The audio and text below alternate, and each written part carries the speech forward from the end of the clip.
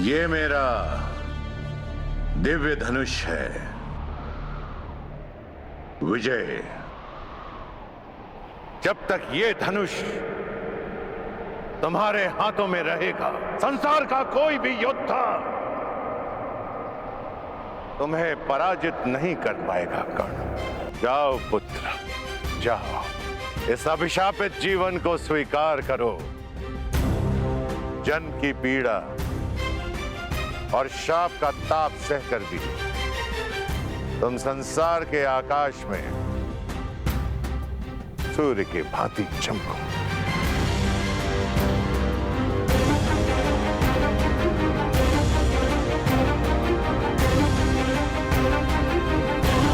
माता की मार संसार का सबसे बड़ा प्यार होता है और गुरु का श्राप भी महादेव के प्रसाद से कम नहीं। और आपका ये श्राप, ये राधेकरण अमृत समझकर स्वीकार करेगा।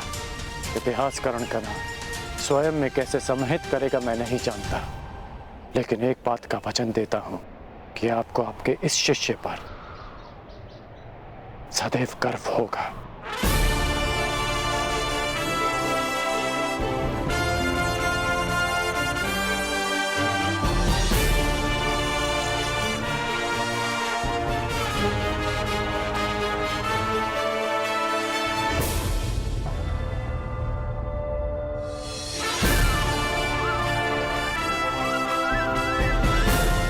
आज से मेरा नया जीवन प्रारंभ होता है। दिव्यास्त्रधारी कर और मैं अभिशापित सूत पुत्र भी, मैं जिसे जीवन का अधिकार नहीं मिला और मैं जो इस अधिकार के लिए अपनी अंतिम श्वास तक लड़ूंगा, मैं राधेकरण।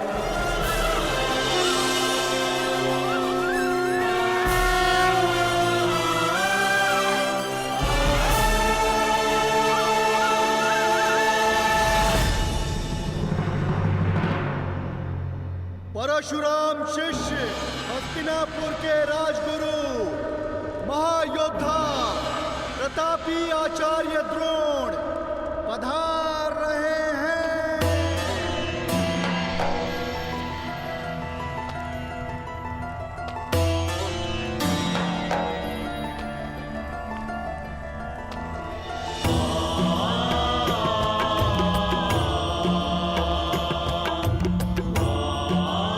हस्तिनापुर नरेश महाराज धृतराष्ट्र की जय हो। आपके स्वर से लगता है कि रंगभूमि कुमारों के प्रदर्शन के लिए तैयार है। जी महाराज, 105 योद्धा हस्तिनापुर के आकाश में अपने शस्त्र बल का तेज फैलाने के लिए प्रस्तुत हैं। और इतना नहीं महाराज, हस्तिनापुर की जनता अपने राजकुमारों के स्वागत के लिए आतुर है, प्रतीक्षा कर रहे हैं कि वे कब आएंगे। समय आ गया है जब मेरे पुत्र अपनी योग्यता का प्रदर्शन करेंगे। समय की चाल में आहट नहीं होती महाराज, किंतु वेग की भांति वो चलता है। कल की ही बात लगती है कि नन्हे कौरव और पांडव इसी महल के आंगन में उद्दंडता करते फिरते थे और आज शक्ति का प्रदर्शन करने के लिए प्रस्तुत हैं। भाग्यशाली है भीष्म जो अपने पुत्रों का ये रूपांतरण देख सकता है। सौभाग्यशाली तो हस्तिनापुर है ताचरी, जिसे आपकी छत्र छाया मिली।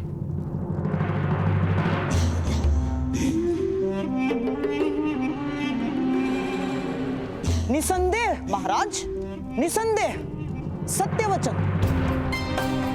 जिस राज्य के महाबली भीष्म और महाधनुर्धर द्रोण जैसे स्तंभ हो, वो राज्य सौभाग्यशाली होगा ही। और मुझे पूर्ण विश्वास है कि राजकुमारों का ये प्रदर्शन निश्चित रूप से हस्तिनापुर को गर्वित करेगा। आनंद दुगना हो सकता है महाराज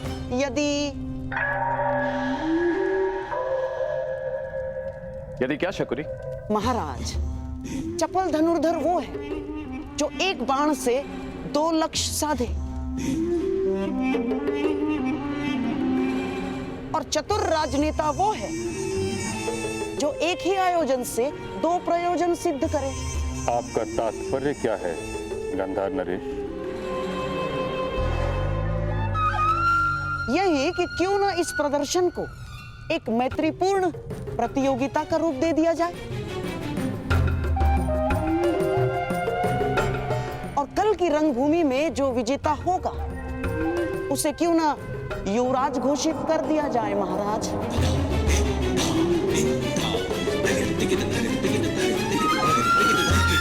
होगा उसे क्यों ना युवराज घोषित कर दिया जाए महाराज।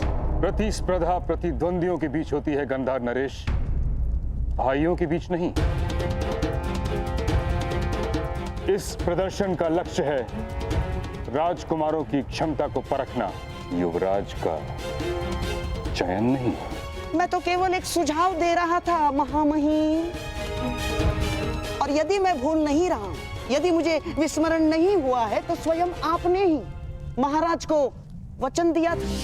जिस दिन दोनों राजकुमारों ने सामर्थ्य और ज्ञान प्राप्त कर लिया, उस दिन होगी प्रतिस्पर्धा, और उनकी क्षमता के आधार पर हस्तिनापुर अपना नया राजा नियुक्त करेगा।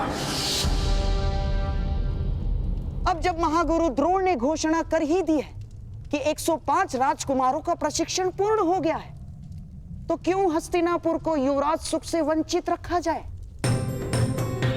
इस राजसभा को अगले सम्राट के दर्शन क्यों ना कराए जाए ना? फिर भी ये एक केवल सुझाव मात्र है, सुझाव मात्र। यदि महाराज धृतराष्ट्र इस प्रतियोगिता को अनुमति दे तो।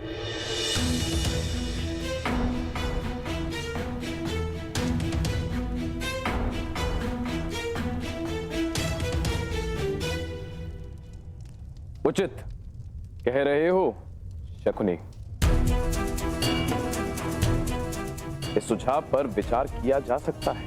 निश्चित रूप से हस्तिनापुर को युवराज की आवश्यकता है। निश्चित रूप से युवराज की आवश्यकता है महाराज, किंतु चयन के लिए प्रतिस्पर्धा विकल्प नहीं। महामहिम का कथन सत्य है महाराज। इन 105 भाइयों को एक साथ मिलकर हस्तिनापुर की रक्षा करनी है। जो उत्तराधिकार के लिए एक दूसरे से लड़ बैठेंगे, वो मिलकर किसी देश की रक्षा कैसे करेंगे? यह संभव है महाराज। ये रंगभूमि 105 भाइयों के कौशल का प्रदर्शन स्थल है, उत्तराधिकारियों के मध्य। इसे युद्ध क्षेत्र मत बनाए। युवराज के चयन का प्रयोजन सिद्ध होता है तो इसमें खोट क्या है आचार्य? खोट केवल इतना है गंधार नरेश कि कहीं भाइयों के बीच का खेल रक्त रंजित स्पर्धा में न बदल जाए। महामहिम भीष्म बिल्कुल ठीक कह रहे हैं। आचार्य, वो क्षत्रिय कैसा जो युद्ध से भयभीत हो जाए, और वो राजकुमार कैसा जो अपने राज्य की रक्षा के लिए घाव खाने से पीछे हट जाए? और क्या गुरु द्रोण को अपने शिष्यों पर इतना भी विश्वास नहीं कि वे तनिक पीड़ा सह सकेंगे? और क्या महामहिम भीष्म को अपने कुल के रक्त की परीक्षा लेना क्या इतना कठिन प्रतीत हो रहा है? क्यों? जो गंगापुत्र भीष्म अपने केवल वचन के लिए आजन्म ब्रह्मचारी रहे, जिन्होंने अपने दिए हुए वचन के लिए मृत्यु को स्वयं से आज तक दूर रखा, क्या ऐसे महामहिम महाबली गंगा और शांतनु पुत्र भीष्म हस्तिनापुर के सिंहासन को एक सशक्त, समर्थ, सक्षम और सुरक्षित हाथों में नहीं देखना चाहेंगे? मैं मानता हूं ताक्षरी कि राजकुमारों के लिए यह प्रतियोगिता बहुत कठिन होगी, परंतु मुझे आचार्य द्रोण की शिक्षा पर पूर्ण विश्वास है कि सभी राजकुमार इस प्रतियोगिता को मैत्रीपूर्ण भाव से लेंगे। फिर सभी राजकुमारों को एक नियम से बांध दिया जाएगा। यदि किसी भी राजकुमार ने दूसरे राजकुमार का रक्त बहाया तो उसे अपात्र घोषित कर दिया जाएगा। इस नियम के प्रभाव से आपकी चिंता का हल भी निकल आएगा और हस्तिनापुर को उसका युवराज भी मिल जाएगा। कहिए ताचरी, क्या ये उचित नहीं? जैसी महाराज की। अच्छा, तो फिर ये निश्चित रहा कि कल सभी राजकुमारों के बीच शक्ति प्रदर्शन होगा और मुझे पूर्ण विश्वास है कि विजेता वही होगा जो सर्वश्रेष्ठ होगा।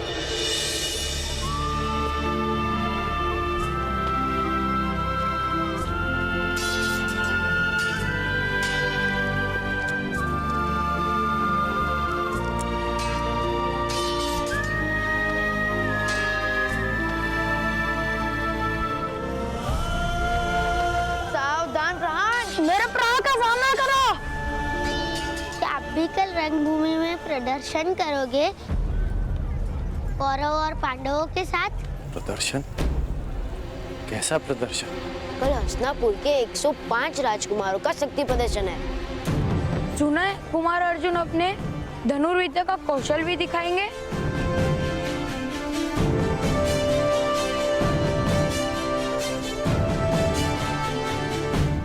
कल की प्रतियोगिता में कौन किसके साथ द्वंद्व करेगा, यह निश्चय आप करेंगे। प्रतियोगिता पक्षपात रहित होनी चाहिए महामहिम। आप आचार्य द्रोण पर संदेह कर रहे हैं गंधार नरेश? नहीं महामहिम, कदापि नहीं। मैं तो केवल मानवीय निर्बलता की बात कर रहा हूं। कितना भी प्रयास कर लीजिए, घुटना पेट की ओर ही मुड़ता है और ना चाहते हुए भी एक माता अपने पुत्र के पक्ष में ही बोलती है महामहिम।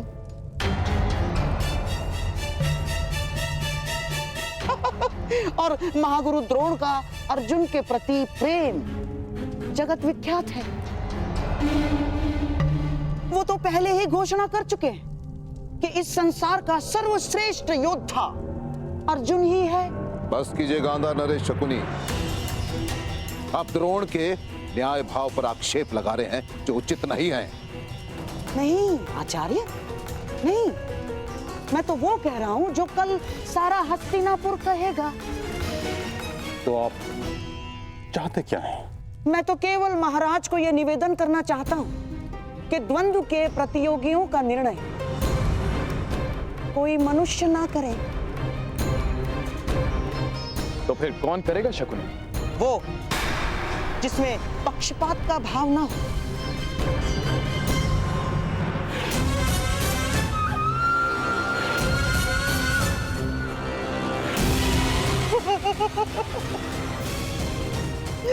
ये मेरे पास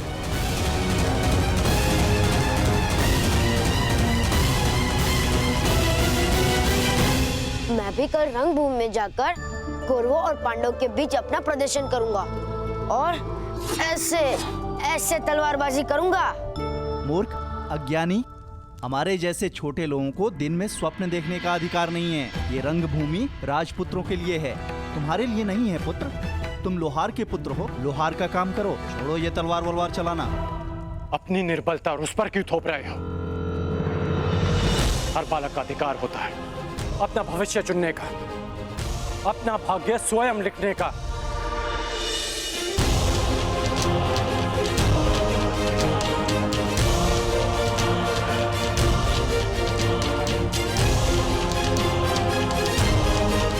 छोटे मित्र,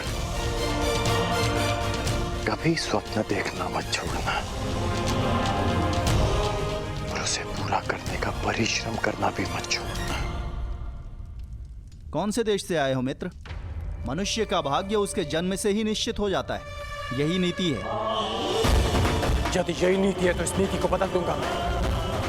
हस्तिनापुर के मस्तक पर अपने बाणों की नोक से अपना भाग्य स्वयं लिखेगा ये राधे है। युद्ध करेगा। किसका युद्ध किसके साथ होगा, इसका चयन मेरे पास ही करें।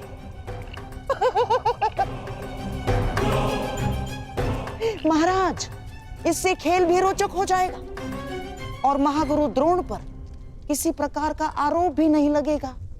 परंतु मैं शकुनी की बात से सहमत हूं ताचरी।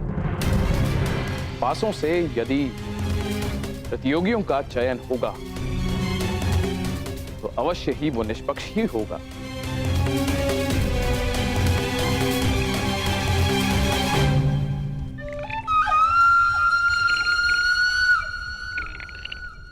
तो फिर यह निश्चित रहा, कल रंगभूमि में राजकुमारों के बीच प्रतिस्पर्धा होगी। किंतु स्मरण रहे कि प्रजा को कदापि यह ज्ञात नहीं होना चाहिए कि जीतने वाला हस्तिनापुर का युवराज होगा। प्रजा राजकुमारों के कौशल का आनंद उठाएगी और हम सब ये निर्णय करेंगे कि हस्तिनापुर का अगला युवराज कौन होगा। कौन होगा सर्वोत्तम योद्धा। यदि यही नीति है तो इस नीति को बदल दूंगा मैं। हस्तिनापुर के मस्तक पर अपने बाणों की नोक से अपना भाग्य स्वयं लिखेगा ये राधेय।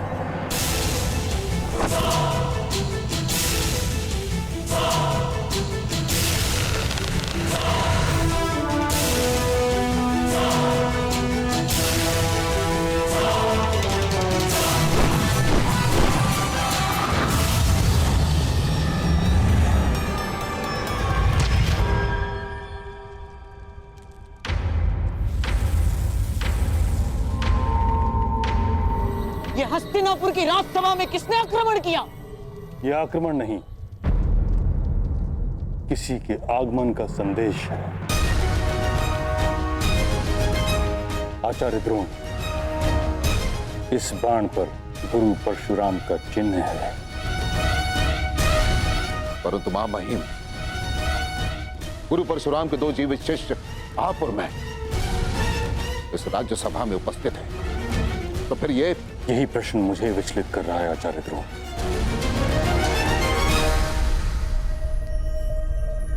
गुरु परशुराम का ये तीसरा शिष्य कौन है?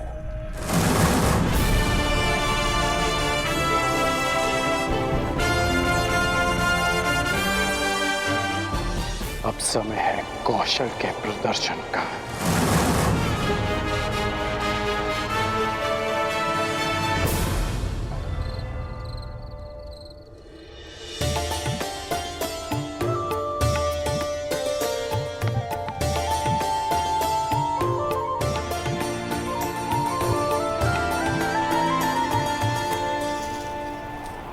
राधा, सूर्यास्त होने को है और वायु की गति भीषण होती जा रही है।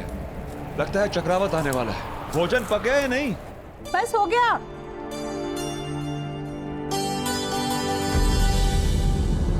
हे महादेव, ये किस धुन में खो गई मैं? दो प्राणी के लिए इतना अधिक भोजन बना लिया।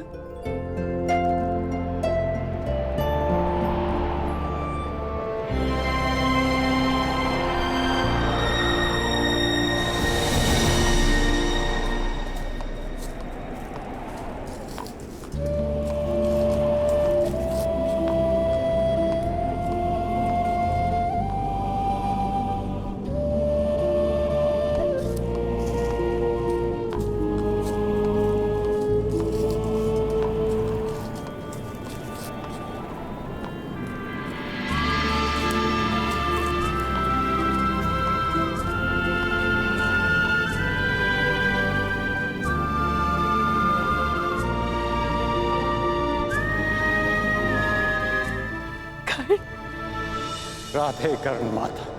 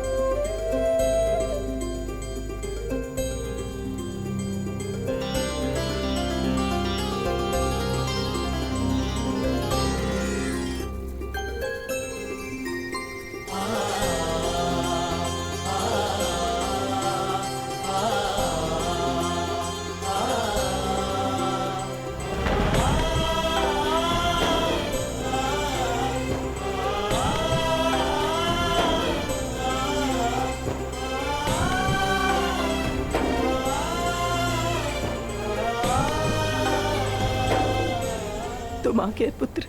हाँ माँ, मैं आ गया।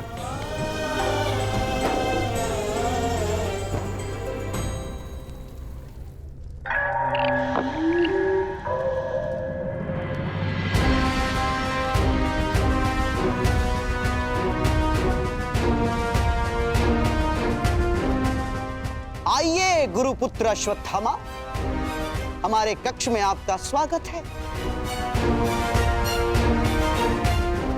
आप मुझसे यहाँ क्यों मिलना चाहते थे? क्योंकि इस कक्ष के अतिरिक्त हर कहीं 100 आंखें और 100 कान हैं। आंखें महामहिम भीष्म की और कान तुम्हारे पिता के।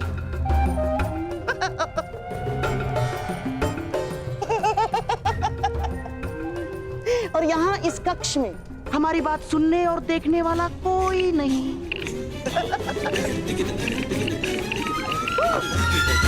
कैसी बात? यही कि कल की रंगभूमि में आप किसे विजयी होते हुए देखना चाहते हैं? मेरे होने वाले सम्राट राजकुमार दुर्योधन को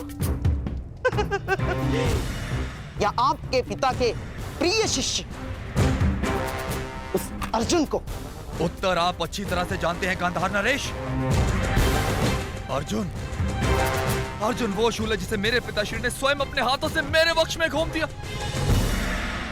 पिताश्री ने सदैव उसे अधिक प्रेम दिया, जन्म मुझे दिया, परंतु एक पिता की धरोहर, अपना सारा ज्ञान उसे सौंप दिया। निश्चित रूप से अश्वत्थामा उस अर्जुन की पराजय देखना चाहता है। कल की स्पर्धा में कुमार दुर्योधन ही विजयी होने चाहिए। जिन लोगों के शत्रु एक हों, उन्हें आपस में मित्रता कर लेनी चाहिए अश्वत्थामा। हमारा स्वप्न एक है और वो स्वप्न पूरा होने में बाधा भी एक ही है, अर्जुन। तो उस बाधा को दूर करने का कोई हल सोचा है आपने? उसका हल बताने के लिए तो आपको यहाँ बुलाया है।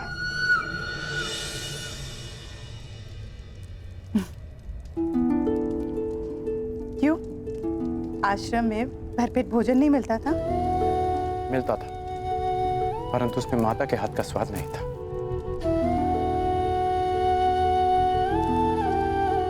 वैसे आपको किसने सूचना दी मेरे यहाँ आने की कि आपने ये भोजन तैयार रखा? क्यों? पूर्वाभास केवल तुम धनुर्धारी को ही होता है। तुम लोग शब्द सुनकर लक्ष्य का आभास कर लेते हो, किंतु माता का अपने पुत्र के लिए आभास सबसे अधिक शक्तिशाली होता है।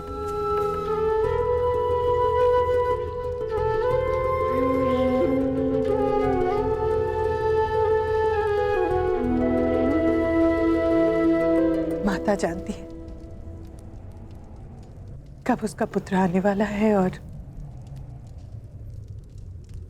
कब जाने वाला है।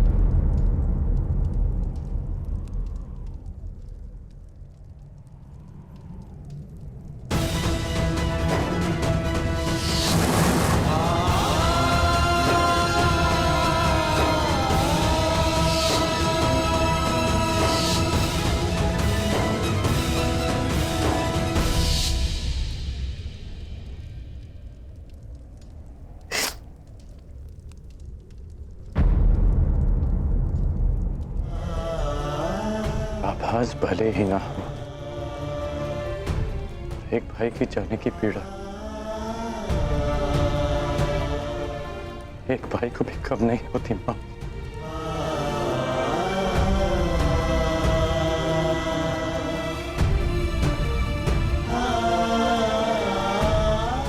ये बताओ, प्रशिक्षण कैसा रहा तुम्हारा? गुरुदेव को अधिक सताया तो नहीं? आप विषय को टाल रहे हैं।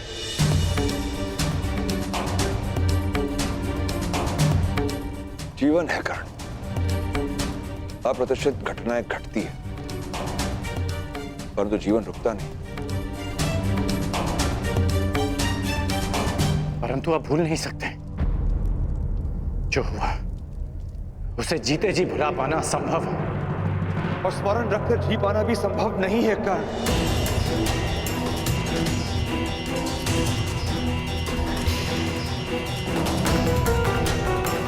वो क्षत्रिय हैं, राजकुल के लोग हैं, उनके पास बल है, अधिकार है। हम छोटे लोग हैं कर्ण, ना हमारे पास विरोध का बल है, ना ही प्रतिकार का अधिकार। और उनके पापों का दंड ईश्वर देगा उन्हें। भगवान, ईश्वर, विधाता, कब तक न्याय पाने के लिए उनके सहारे बैठे रहेंगे आप लोग? न्याय मांगा नहीं जाता, उसे छीन लिया जाता।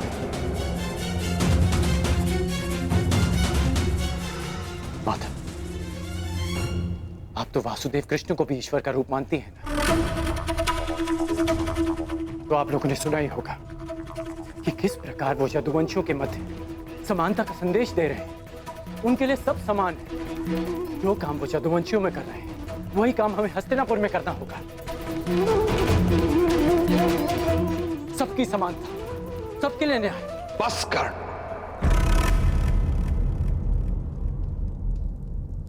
तनिक नहीं बदले तुम, परंतु पिताश्री, तुम एक सूत पुत्र हो। सूत पुत्र संसार के सर्वश्रेष्ठ सारथी बन सकते हो, यही तुम्हारा प्रारब्ध है।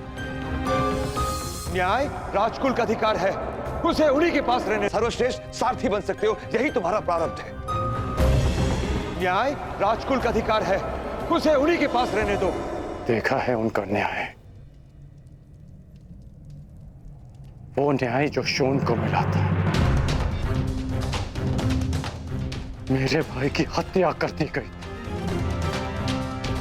उसे मार दिया गया था। इसे आप न्याय कहते हैं? न्याय और सत्य से भागते हैं आप लोग। इसलिए नहीं कि आप लड़ नहीं सकते, बल्कि इसलिए कि आप लड़ना ही नहीं चाहते।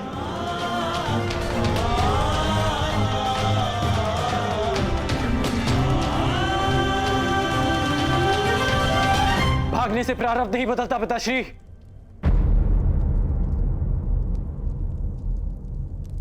आपका राधे नहीं भागेगा माता, नहीं भागेगा। आपको स्मरण है ना, आपने मुझसे शोन की हत्या का प्रतिकार मांगा था, सबके लिए न्याय मांगा था। मैं करूंगा प्रतिकार माता। शोन को न्याय मिलेगा, हम सबको न्याय मिलेगा। और अगर नहीं मिला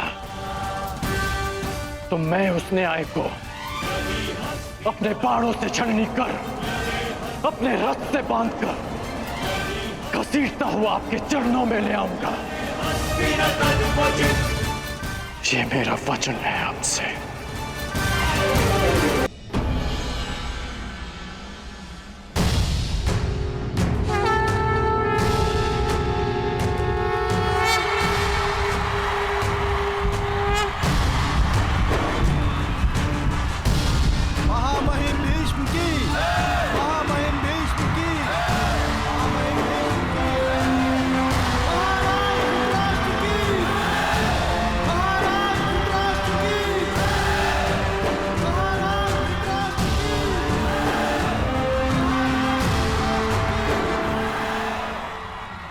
हस्तिनापुर के सभी निवासियों का इस रंगभूमि में स्वागत है।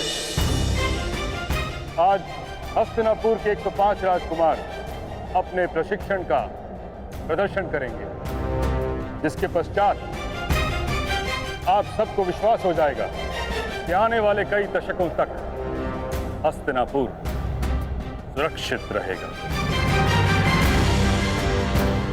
हर युद्ध से, हर आक्रमण से हस्तिनापुर की ओर कोई चुनौती नहीं दे पाएगा।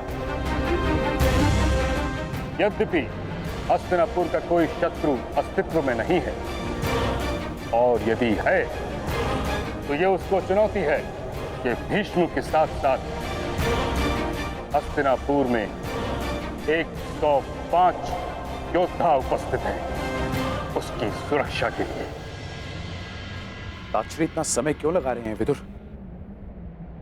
स्पर्धा प्रारंभ क्यों नहीं कर रहे?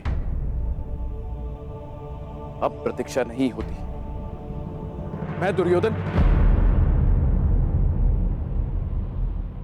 मैं जानना चाहता हूं कि अब मेरा उत्तराधिकारी कौन बनेगा। हमारा सौभाग्य है कि हमारे समक्ष गुरु द्रोण उपस्थित हैं, जिन्होंने अपने शिष्यों को पाषाण खंडों से निखारकर रत्न बनाया। वो स्वयं अपने शिष्यों का परिचय देंगे। हस्तिनापुर के वासियों, मैं आज बहुत संतुष्ट हूं। मां महिम भीष्म ने मुझे 105 दीपक सौंपे थे और आज वो दीपक सूर्य के भांति चमकेंगे और हस्तिनापुर के आकाश को प्रकाशित करेंगे। अब आपके समक्ष वो प्रस्तुत होंगे जो उन 105 राजकुमारों में सबसे ज्येष्ठ हैं, धर्म और कर्म में चित, युद्ध में स्थिर कुमार युधिष्ठिर। युधिष्ठिर युधिष्ठिर कुमार युधिष्ठिर की, कुमार युधिष्ठिर की, कुमार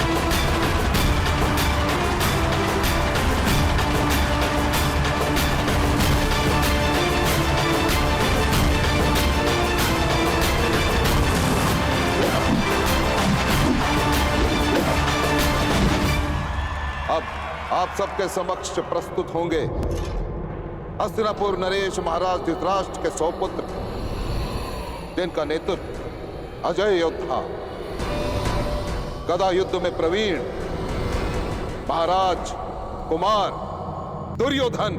दुर्योधन कुमार दुर्योधन की, कुमार दुर्योधन की, कुमार दुर्योधन की, कुमार दुर्योधन की, कुमार दुर्योधन की।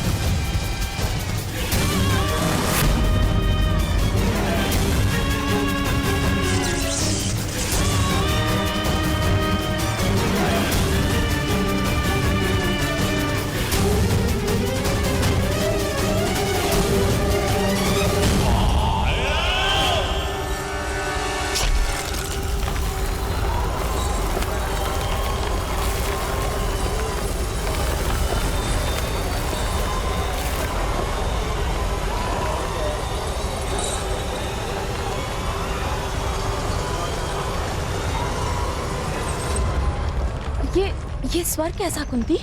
पुत्र दुर्योधन ने अपने गदा के प्रहार से भूमि पर गहरी दरार डाली है दीदी।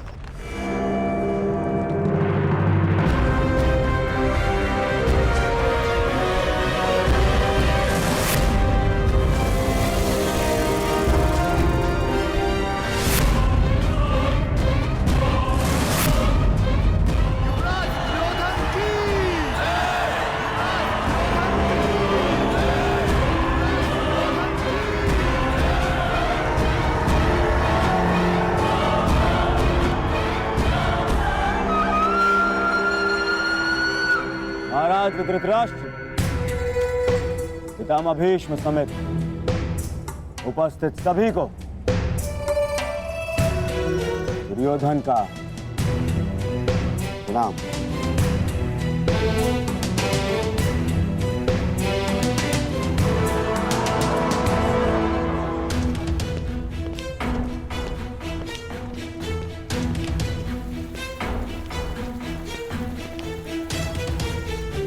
कहाँ जा रहे हो कर्ण?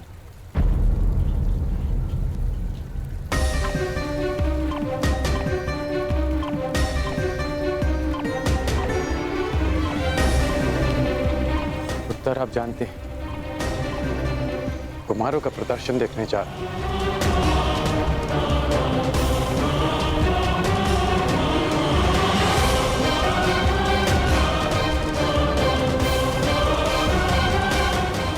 धनुष को साथ लेकर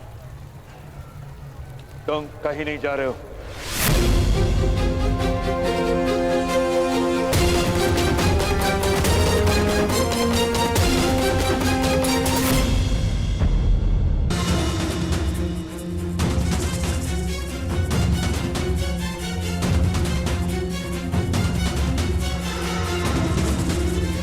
धनुष को साथ लेकर तुम कहीं नहीं जा रहे हो।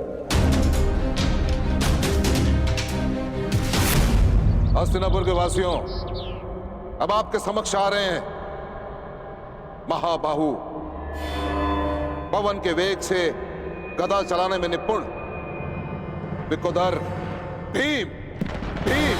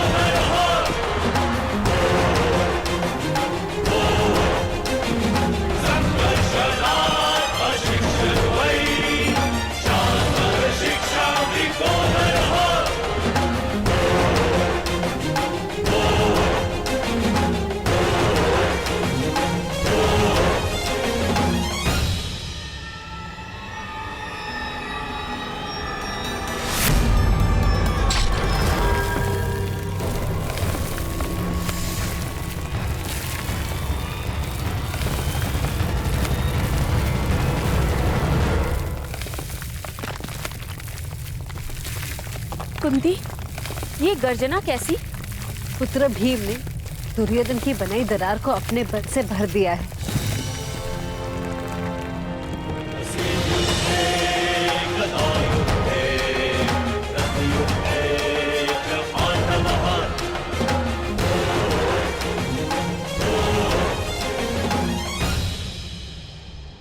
अब आपके समक्ष आ रहे हैं वो जो खड्ग युद्ध में जिनकी कोई तुलना नहीं, तलवार और ढाल की भांति अटूट पांडुपुत्र नकुल और सहदेव।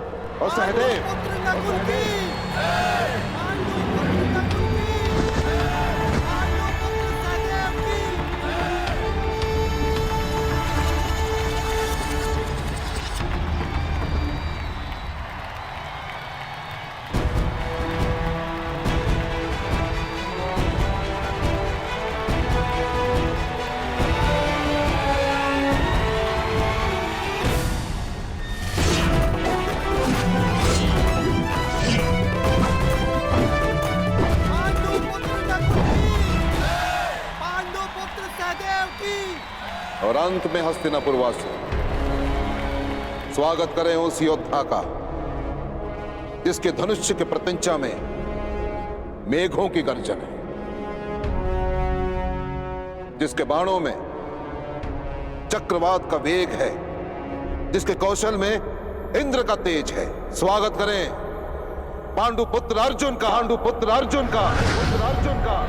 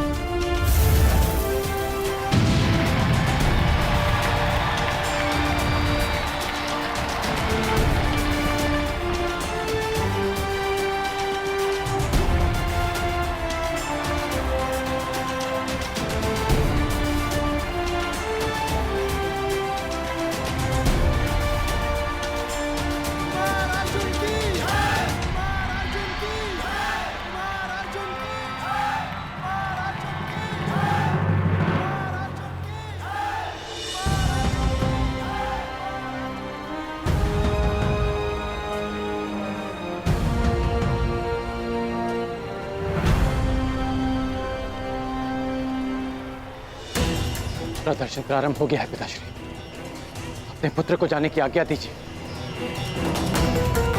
अपने पुत्र को जाने की आज्ञा दे देता ही अधिरथ,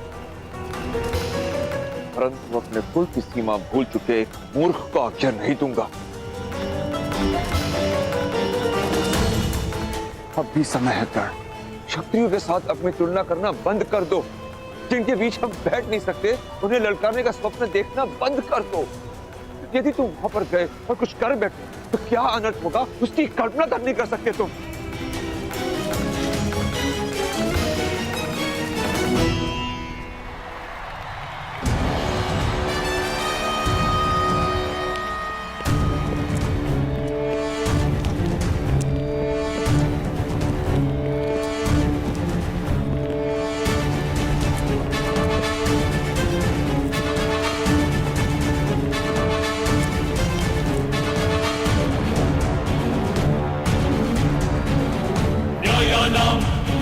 अधिकाराणां प्राप्त्यर्थं साम्राज्यर्थं न्यायानां अधिकाराणां प्राप्त्यर्थं साम्राज्यर्थं न्यायस्य अध्याये बन्धमिदं सत्याग्रह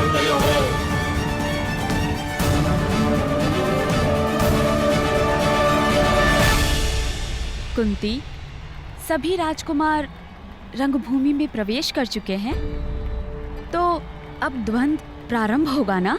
परंतु मैं इस विषय में ज्येष्ठ पिताश्री के मत का समर्थन करती हूँ। भाइयों में द्वंद्व नहीं होना चाहिए दीदी। द्वंद्व भाइयों में नहीं, सिंहासन के उत्तराधिकारियों में होगा कुंती, और ये आवश्यक भी है, क्योंकि हस्तिनापुर का अधिकार है कि उसे सबसे बलशाली युवराज मिले। युवराज होने वाला राजा होता है गांधारी दीदी। उसे बलशाली होने के साथ साथ न्यायप्रिय, धर्मवान और शांत भी होना चाहिए। अब इसका निर्णय तो द्वंद्व करेगा, हमारी बातें नहीं।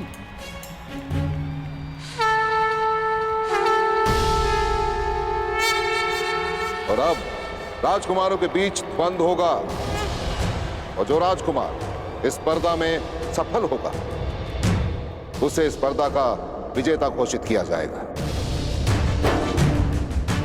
और यह द्वंद्व किस किस के मध्य होगा, इसका चयन पासों के आधार पर होगा।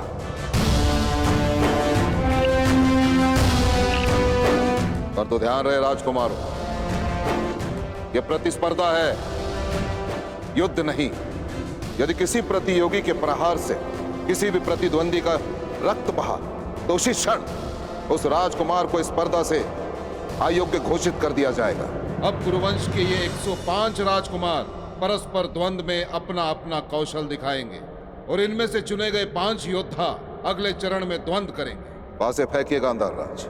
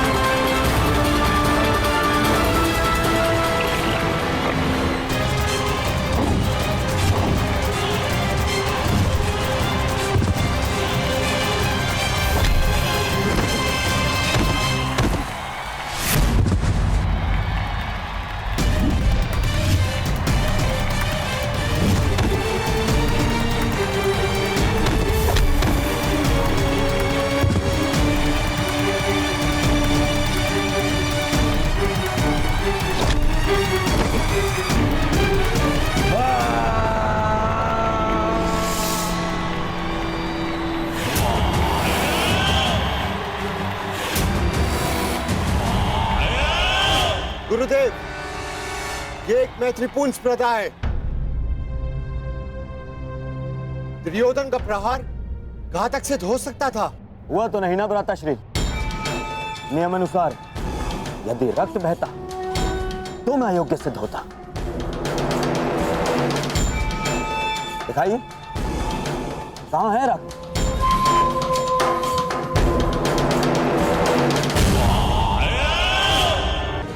दुशासन और दुर्योधन अंतिम चरण में इन सब में द्वंद्व होगा।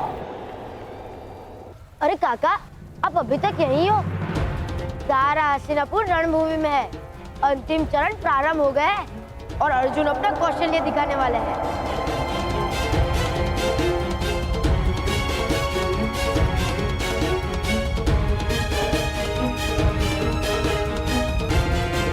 हम कहीं नहीं गए।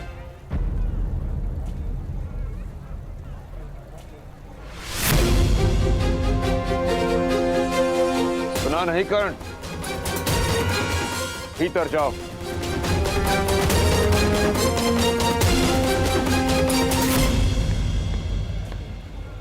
इसे अपना भाग्य स्वयं चुनने दीजिए। आगे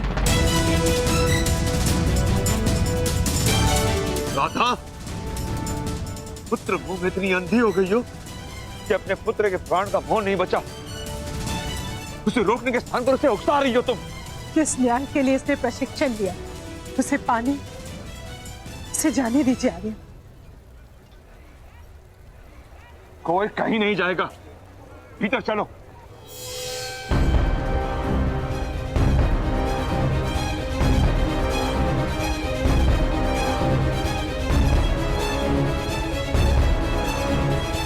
प्रणिपात,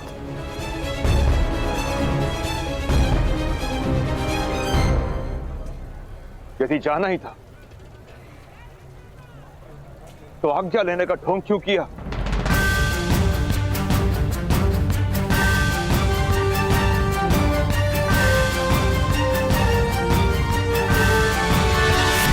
आज्ञा अधिरथ के पुत्र ने अपने पिता से मांगी थी और उसका पालन भी किया। और जा परशुराम का शिष्य रहा, उनको दिया वचन पूरा करने की वो हार नहीं मानेगा।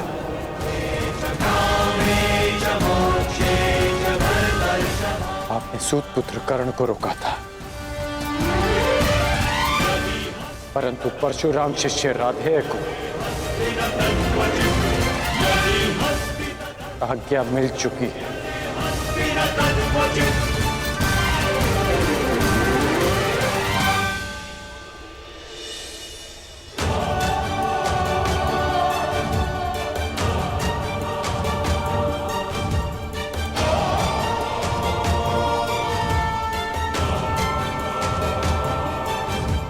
विजयी भव।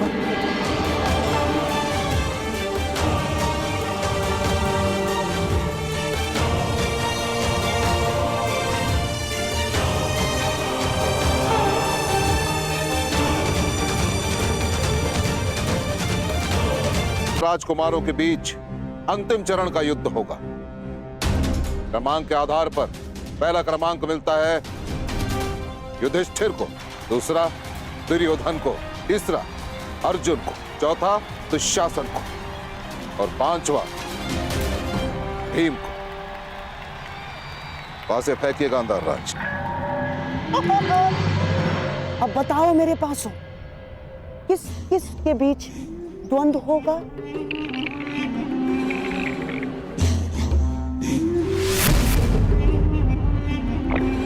क्रमांक दो यानी राजकुमार दुर्योधन।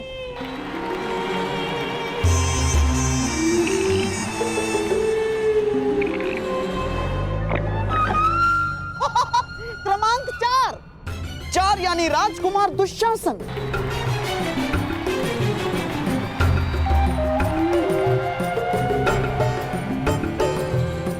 ये लीजिए आचार्य, हो गया अंतिम चरण के पहले द्वंद्व का चयन। राजकुमार दुशासन के साथ राजकुमार दुर्योधन की स्पर्धा होगी। ये पासे भेदभाव नहीं करते, ये भाई भाई का अंतर नहीं जानते आचार्य। द्वंद्व प्रारंभ हो। राजकुमार दुर्योधन की जय! राजकुमार दुर्योधन की जय!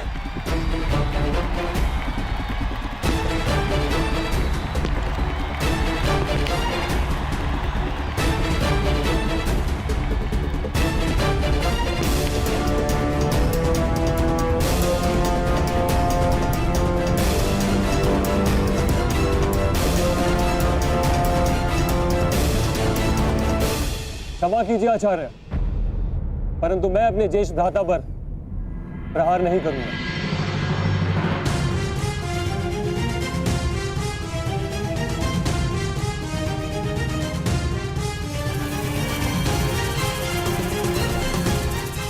मैं दुशासन अपनी हार स्वीकार करता हूं।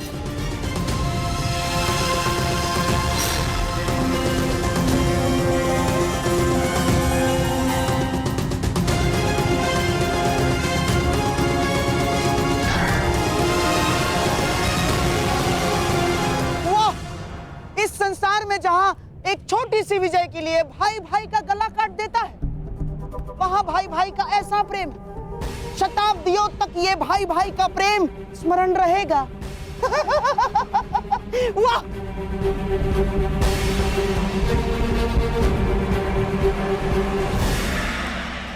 अरे देखो देखो, ये तो वही योद्धा है जो हमें कल मिला था। मुझे छोटा मित्र कहता है। इसने कल आकाश में इतना ऊंचा बाण चलाया, इतना ऊंचा बाण चलाया कि हम देख ही नहीं पाए। ये अवश्य स्पर्धा में भाग लेगा। मित्र, आप अवश्य विजय होंगे। वचन दीजिए हमें, आप विजय होंगे। इससे वचन पूर्ति की आशा मत करो बालक, क्योंकि अपने दिए वचन भूल जाने का रोग है इसे।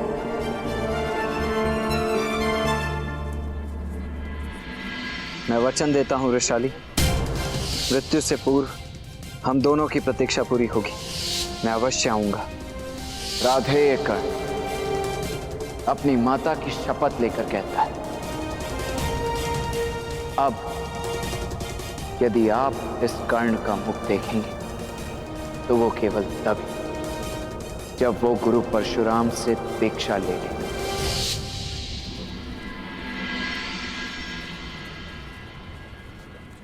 मुझे अपने सारे वचन स्मरण है, जो पूरे कर पाया वो भी, जो भी पूरे करने हैं वो भी स्मरण है। माटी से सना मेरी मित्र का वो मैला हाथ जो उसने मुझे नहीं सौंपा, स्वयं मेरे लिए। मैं कर्ण के लिए बंधन नहीं बन सकती, उसके जीवन का सबसे बड़ा दुख नहीं बन सकती मैं। मुझे क्षमा कर दीजिएगा माता।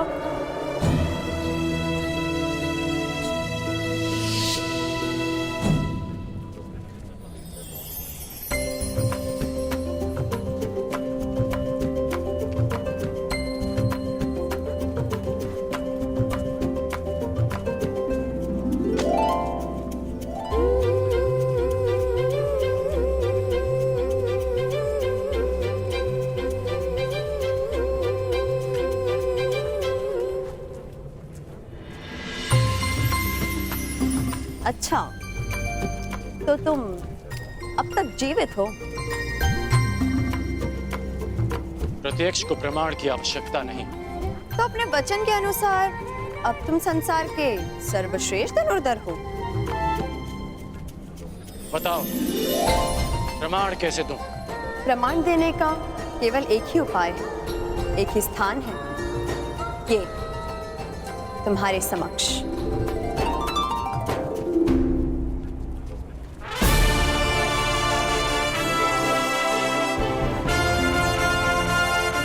आपने वचन दिया था भ्राताकर्ण, जब तक समाज में परिवर्तन नहीं लाएंगे शांत नहीं बैठेंगे, और जब तक समाज में परिवर्तन नहीं आएगा तब तक आपके अनुज को शांति नहीं मिलेगी।